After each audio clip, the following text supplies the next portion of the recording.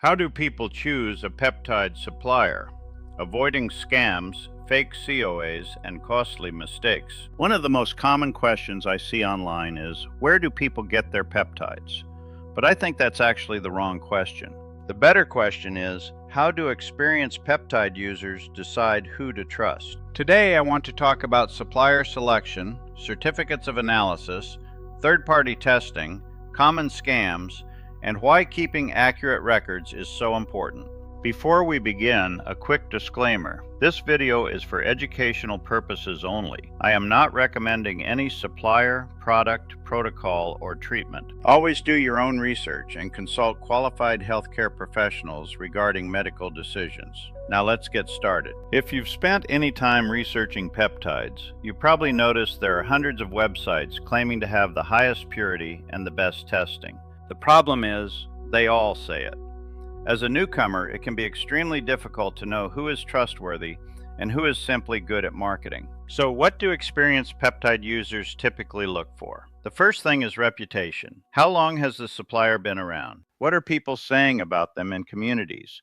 Do they have a consistent history of satisfied customers? And do they address problems? The second thing many experienced users look at is testing.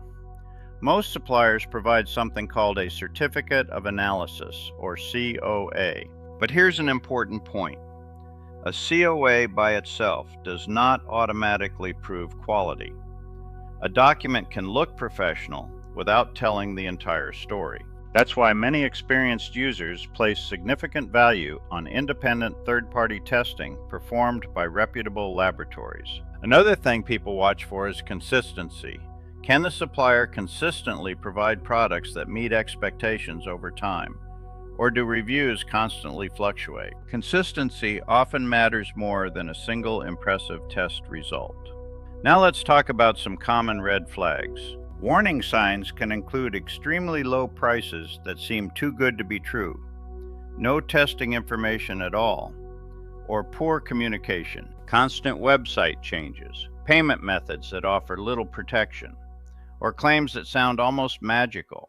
If it sounds too good to be true, it usually is. But here's something I rarely hear discussed. Can you remember which vial came from which supplier? The lot number? The date it was mixed? The protocol? The results? For many, the answer is no.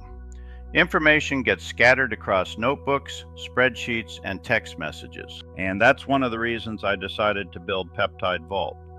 I wanted a way to keep important information organized in one place.